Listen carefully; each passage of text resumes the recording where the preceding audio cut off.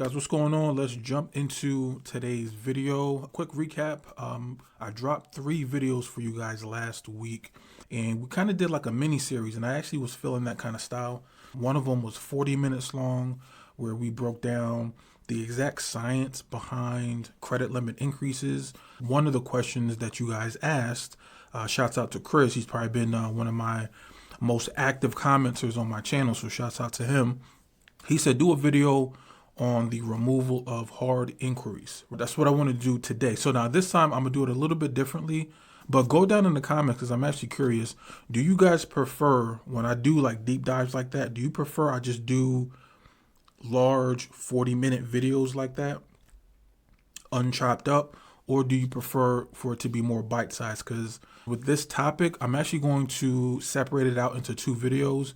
Let me know which is easier for you guys to digest.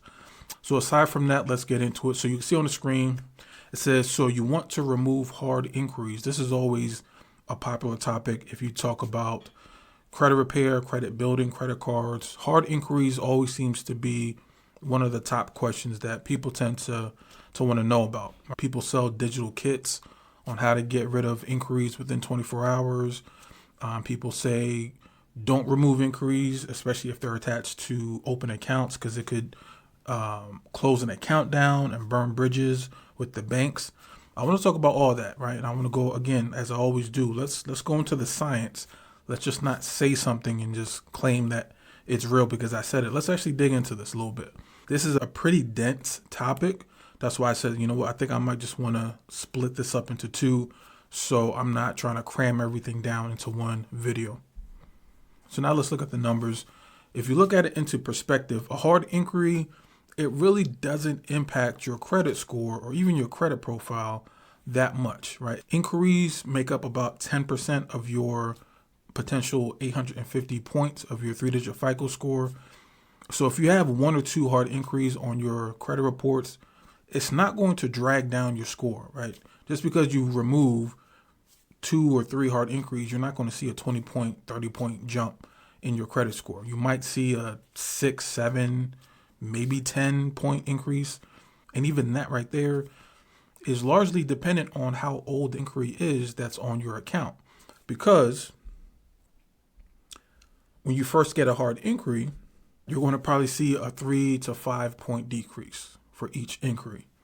And after another 6 months, you're probably going to regain most of the points that you got back. This is another reason why when you are logging into your Credit Karma, if you're logging into your MyFICO, and you see from day to day or even week to week, you might see fluctuations in your credit score.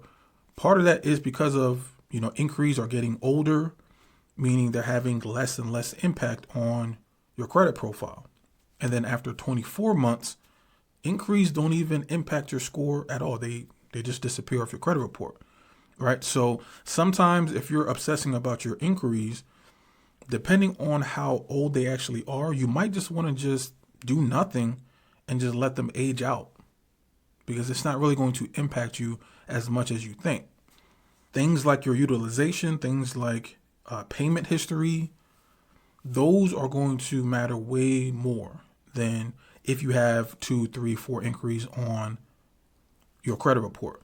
Now, one thing that might really impact you, and we talked about this in that 40-minute video, if you have a good 3-digit FICO score, if you have a good DTI, debt to income ratio, and you're trying to look at possibly getting a new credit card and build a relationship with a new institution, if you have too many inquiries on a particular credit bureau and that new bank that you're trying to get a relationship with, if they pull that credit bureau and they see that there are a lot of inquiries on that credit bureau, especially they're recent, that potential bank may just say, you know what, we're going to deny you, right? The most famous example of this is Chase Bank. They have a 524 rule, 5 inquiries or 5 newly open accounts within 24 months.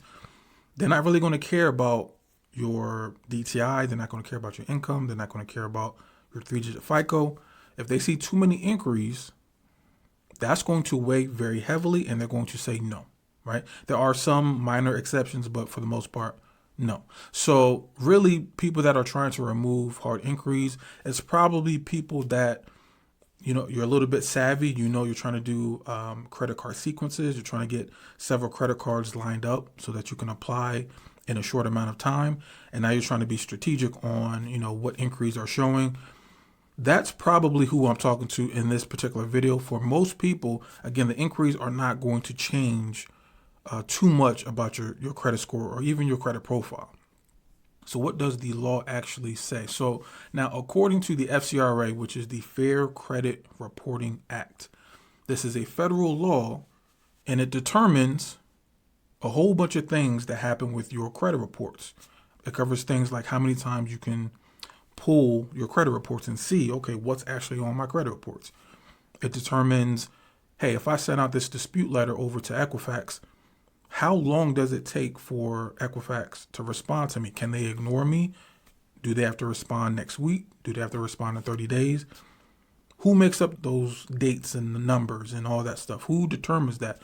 It's FCRA. And the three major ones that you probably need to be aware of, at least for this video, is Section 604, which talks about permissible purpose required. So before somebody's able to grab your credit report, pull the data from it and look at it, there needs to be permissible purpose. Not everybody can just do it. When you're signing those credit card applications, in the fine print, there's, a paragraph in there that says, hey, when you sign this and you hit submit, you're giving us permission to go into your credit bureaus, look at your credit reports, see what's on there, and then we're going to make a decision on if we're going to give you this credit card or not. Section 611 talks about if the credit bureau can't verify something that's on your credit reports, they need to remove it. Section 611 also says they have 30 days to do it. So that's what governs everything that we do here. So I want to make sure that before you do something, you actually understand why you're able to do it. So let's jump right into it. This is probably what you guys wanted from the jump. So if you have a hard inquiry and you want to dispute that inquiry, you want to get it removed, I personally am a fan of disputing everything in paper form. And to give you the Cliff Notes version on that is because I like to have paper trails. I like to have copies of who I communicated with, why I communicated with them. But with that being said, if you're dealing with Experian, Experian has a pretty good track record of if you have a credit inquiry that you want to have disputed, you can pick up the phone and you can have a pretty good chance of getting that removed over the phone. That's why I'm putting it here as an option. TransUnion, they're a bit more difficult. And then Equifax, they're probably the most difficult out of all the three major credit bureaus. So even still, you can go ahead and try. That's the phone number, right? And you can go ahead here. Again, you can take screenshots, or you can go into my community and just download this file and keep it for your records. But when you call Experian, they're going to ask you for your social security number so they can verify it is you calling on behalf of yourself. You want to get in contact with the fraud department, and that is option number 3 for identity theft. And the script is very simple about what you should say, right? You don't need to sound like an attorney. You can just say straight up, hey, I'm disputing unauthorized inquiries under FCRA, and anything the bureaus can't verify should be deleted. Here are the dates and the creditors. And you're going to list them out, the inquiries that you want to be removed. If they push back, you're going to say, please open the dispute and note no permissible purpose. If you marked it verified, I need for you to provide the method of verification. How did you verify these inquiries? So we're basically putting pressure on the credit bureaus to remove the inquiries.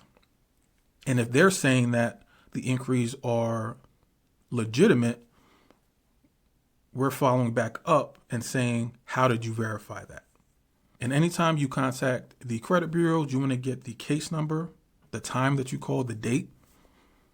You want to write all that down. You want to keep track of this, right? This is why I say I personally like to do pretty much everything certified mail, because when you send things certified mail, you get that green little slip that says, it was delivered Equifax received this, TransUnion received this at 7:46 p.m. on Friday, June 28th, right? I take a picture of that or I scan it and I just keep that in the tuck in case I need to escalate it, right? Because sometimes dealing with the credit bureaus, they can be very, we'll call them stubborn. And sometimes you got to keep turning up the heat. You got to keep escalating. And the more that you've collected, the more proof, the more examples of the attempts that you've tried to make in communicating with them, it's better for you, right? We did a 3-weekend masterclass that showed that there are ways creditors try to go to your credit reports, pull it, right? Causing you to have a hard inquiry, and you dispute and say, hey, remove that, remove that, remove that.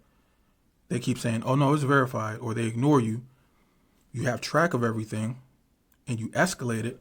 There are some consumer attorneys that can sue the credit bureaus on your behalf, and you can get paid damages. That's a whole different topic for a whole nother video, but that's the reason why me, personally, at MoneyCodez, you will hear us talking about keep track of everything. Even though it might take a little bit longer, keep track of everything, because if you keep escalating it, you can reach out to certain attorneys. They'll sue, and you might, potentially get a check for it. All right. Most people don't know about that because most people, number one, don't have the information. 2, they quit after the first time they get told no, and then they just go about their business and do something else. But if you know your rights, if you know the FCRA, if you know the law, and the credit bureaus keep playing in your face, you can get paid for that. But this is basically what you just want to say to the credit bureau, specifically Experian. They're a lot easier to deal with. TransUnion and Equifax, you more than likely need to try to contact them multiple times. Or if you're still not getting what you need from them, I will do everything we just said, but just do it in paper format. So let's talk about what can be removed, and let's talk about the legality of things, because I know especially on Black Twitter, Black TikTok, Black YouTube, right? Sometimes we'll talk about whatever the play is, run this play, do this play.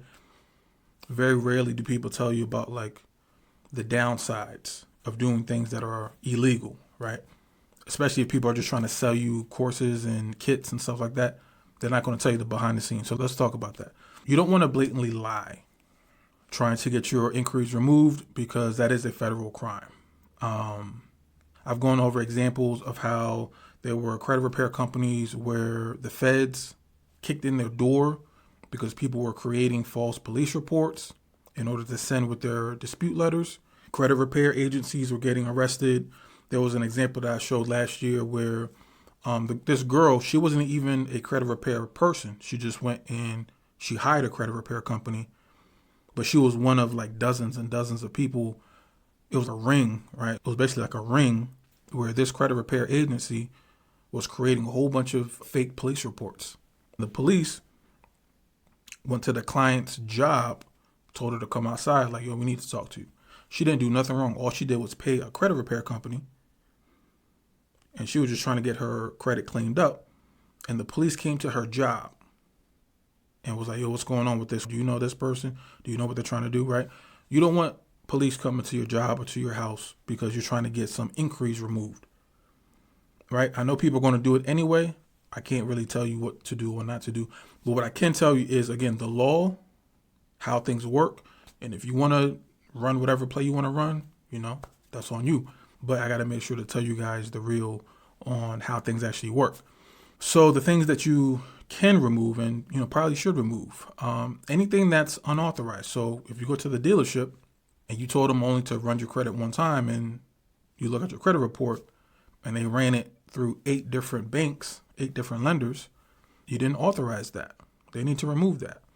Identity theft cases. There are legitimate cases where people are stealing family members' credit reports, opening up accounts under family members, doing a whole bunch of crazy stuff. That's when you need to remove it.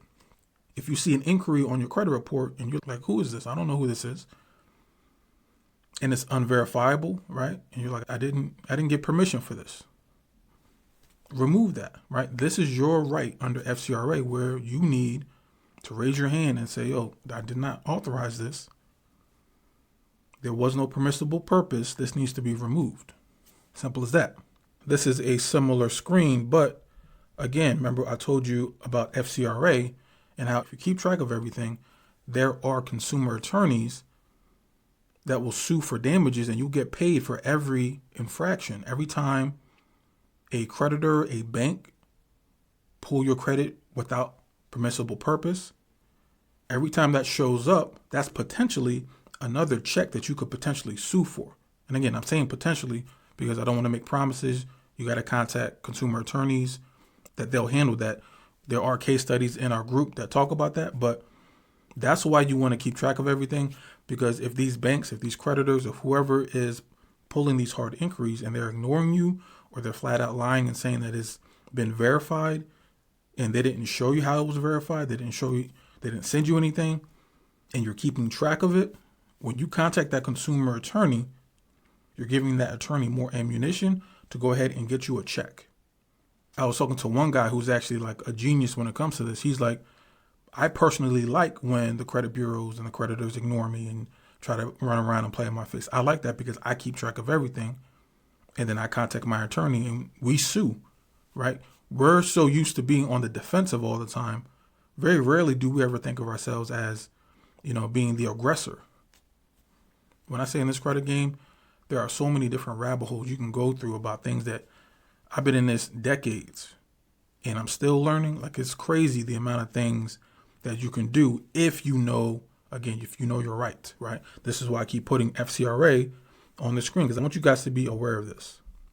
The inquiry impact age, we already talked about this a bit. I don't need to touch on this. You already know about within 6 months, it's going to impact you a little bit less. And then 12 months, a little bit less. After 24 months, it's going to disappear.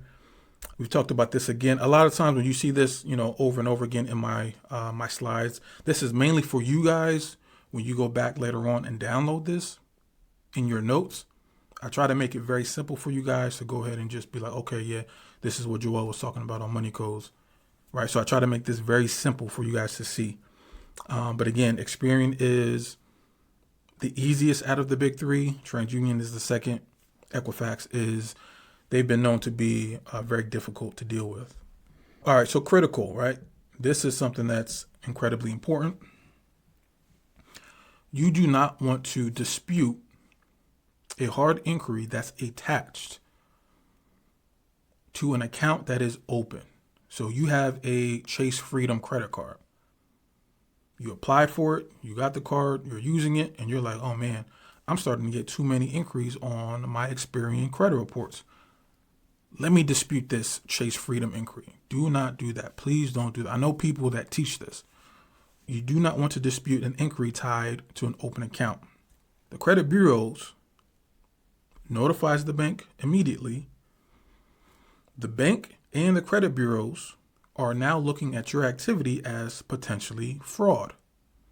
Because if somebody opened up a credit card and you're saying, hold on, I didn't authorize this, because that's essentially what you're doing when you're trying to get these inquiries removed by saying, hey, I didn't authorize this. Essentially what you're saying is, I didn't tell anybody to open up this credit card account for me. And there have been many cases where credit card accounts have been frozen, credit card accounts have been closed, and now people are struggling to try to rehabilitate that relationship with the bank. Now, when it comes to business credit, there's a whole different science to that, which kind of goes outside the point of this video. But as with every rule, there's always like a secondary rule. There's an exception to the rule if you know what you're doing. For business credit, there's a little bit more leeway when trying to do that if the business credit account does not report to your personal credit. But again, you don't want to get into the habit of applying for a card, getting the card, using the card, and then going back and saying, I didn't approve this card to be open. Because now, especially with AI and especially with banks being more savvy with dealing with risk prevention, there's ways for them to keep track of these things, and it might come back to bite you in the ass. So that's the major warning I want to tell you. If you have an account open, you're using that account, don't go back and say, after you've opened it and after you've been using it, I didn't open up this account.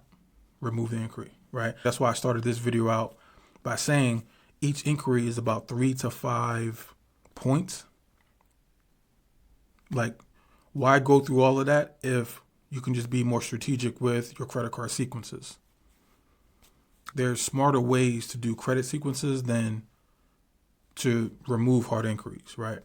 It's a lot easier if you just section out your credit card sequences by saying, okay, here are my TransUnion credit card accounts that I'm going after. Here are my Experian accounts that I'm going after. Here are my Equifax credit cards that I'm going after. And then every 6 months, you pick which credit bureau that you're going to attack. You let the credit bureau that you're using age out. So let's say you're going after all your TransUnion. Get your 3, 4, 5 credit cards within that 6-month period, and then let your TransUnion chill for 6 months to a year, if not even more. And then focus on your Experian, and then focus on your Equifax, and then circle back around in about a year and a half, right? We call this credit card gardening. But again, that's a strategy for an entirely different day, an entirely different video. But the point is, there's better ways to do things, right? You don't got to do the shortcut method for everything. There's something called early warning systems. Banks do communicate with each other through secondary credit bureaus. I'm gonna save that for my second video. All right, so this is something easy for you guys to screenshot, or if you go into the community, you can save it. When's it safe to proceed? It's actually unauthorized. You didn't apply for it. No account was opened. You have the documentation. There's a case of someone exceeding consent, right? So they went behind your back, or it's like a car dealership that's, you told them, hey, just pull from one bank, and they pull from 12.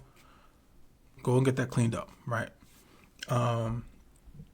When should you proceed with caution? When it was unclear. There are people that are very aggressive with their credit card applications. They may have 10 credit cards that they tried to pull within, 1 calendar year. And they may be unsure. You might look at your credit report and you're not sure, where did this inquiry come from? You applied but got denied. Again, that's more of a gray area. Limited documentation. You're fuzzy on your memory. Proceed with caution. Don't attempt if it's tied to an open account. You definitely applied. You don't have any documentation supporting what your argument is, and you gave clear authorization, and then now you're doubling back and saying, oh no, I really didn't. I'm telling you, these banks, they're spending, especially in the past few years, they're spending billions of dollars for the sole purpose of trying to protect themselves from fraud. You don't want to do that, especially not with a reason like, oh, I didn't do that, even though they got your IP address from your computer. They got your voice on a recorded call talking to Chase or talking to Navy Federal saying that you want this information. Like there's too much that they can tie directly to you. And you don't even want to do all that. Not for a 3 to 5 point increase. You don't want to do that. So when the phone disputes fail, the phone dispute is the quickest way. It is the quickest way. You can get stuff removed within 24 hours if you just call them. But sometimes it doesn't work, right? So sometimes we'll say something like, if it doesn't work, wait a few days, call back again, see if you can get a different rep, see if you can get a different result. A lot of this, especially when you're dealing with credit repair, a lot of it is trial and error. I've told my clients when I have my credit repair company, sometimes I'm sending out the same letter for them, slightly different, but it took the 4th attempt, 5th attempt, and then we got a whole bunch of stuff removed. And then my clients will call me like, yo, how did you do it, man? You got X, Y, and Z removed. And I'll keep it real with them. I'm like, look, I'm sending the same type of letters, but, I'm just being persistent. That's really the thing. Most people quit after the first or second try. That's it. And they're done. No, we're consistent with it. If the phone disputes fail, I like to do basically everything we talked about, but just put it in writing and send it out certified mail. You can do the same with the actual creditor, right? Not the bureau, but the actual creditor, the person that pulled your credit reports and put that hard inquiry. I would send a letter to them and challenge them on how to do that. I would escalate it even further by contacting the executive team for that particular bank or that particular creditor. putting it in simple English. I'm not even going to tell you guys to put it in legalese. I'm saying, hey, fix this in 15 days, or I'm going to escalate and I'm going to file a state complaint. If you're still not seeing it, then I will escalate it again, and I will go to your state's attorney general. Now, this is the point where for several years, I will say we'll go to CFPB. CFPB would be where I would say, okay, if they're not responding to you, if they're ignoring you, take all that information, take all your certified mails, take all the dates and times when you call them, and go through CFPB and file the complaint. I can't tell you how many times I got client stuff removed just because I went to CFPB. But guess what? Because of Donald Trump, Elon Musk, the Department of Government Efficiency, I believe that's what it's called, earlier this year, they pretty much handicapped the CFPB. I did a video on that. So that strategy of going to the CFPB, it's not going to work like how it worked 6 months or a year ago. That's why it's incredibly important to be very aware of what these politicians are saying when they're about to be elected, what they're doing once they're elected. Because there's so many things that happen. Again, this is not to be a political video. So many things that were formerly consumer friendly, they're removing it, right? And the power is now getting sent over to corporations, right? So normally, again, if this was a video I did a year or two ago, I would be talking about CFPB a lot more, but it is what it is. CFPB, they're not as powerful as they once were. So the next video I'm going to do is going to be talking about the secondary bureaus, e-Oscar. When you send out a dispute, is a real life person actually going to look at it? Is an automated system going to look at it? I'm going to talk about all that, right? Some of this stuff, a lot of you guys don't know. All right, so we'll stop with this. You can screenshot this, or again, you can go to the community and just download this file. You only want to dispute truly unauthorized pulls. You do not want to touch inquiries tied to open accounts. And you want to document everything. Take screenshots, send everything certified mail, spend the extra couple of bucks to do that, because you never know when you're going to need that. If you do decide to contact a consumer attorney, they can take that information, all of those letters, all those phone calls that you attempted to do, and then they can work on your behalf. And then don't be surprised if you get a check out of that, right? So that is the end of this video. Hopefully you guys enjoyed. As always, like, comment, subscribe, hit the bell notification, and I'm going to check you guys out in the next video. All right? Have a good one. Peace.